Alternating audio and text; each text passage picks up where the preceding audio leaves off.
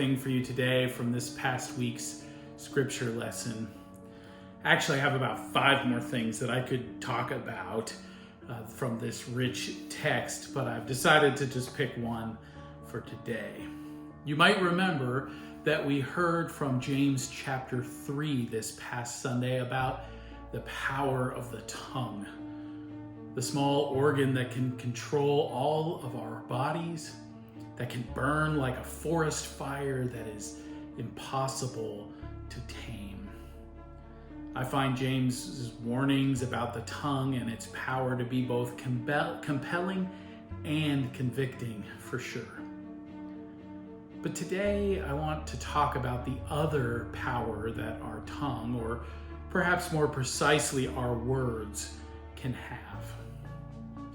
In her commentary, Kathy Dawson, a professor of Christian education at Columbia Seminary, said something that has just stuck in my brain ever since I read it. She said, if we dedicate our tongues to the language of God, our actions will follow. Let me say that again. If we dedicate our tongues to the language of God, our actions will follow. This quote made me think about the idea of liturgy, which is what we call the order and the words that we use for worship, the structure. The word liturgy comes from a Greek word that literally means the work of the people. That's right, the order and the words that we use in worship are referred to as our corporate work. I recently saw a cartoon that, of course, I can't find anymore, of a child walking out of church and stopping to ask the pastor a question. The question went something like this: "Hey, pastor, how come every week you say, 'Hear and believe the good news of the gospel. In Jesus Christ we are forgiven'?" And the pastor's response was simply, "That's why." Those words used over and over again in the context of worship have made their way past the bulletin or the screen, past that child's eyes or ears, past their mouth and throat, and into their mind, and hopefully into their heart.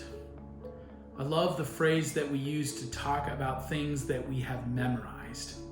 We say that we know them by heart.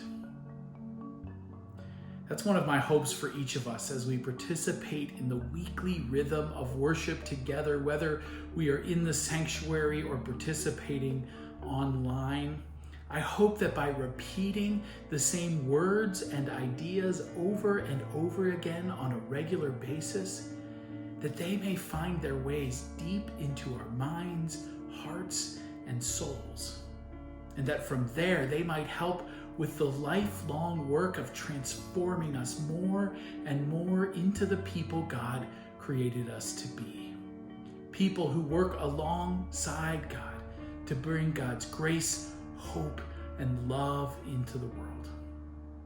Friend, let's keep working together in worship and beyond to dedicate our tongues to the language of God, and then letting that language lead us into action.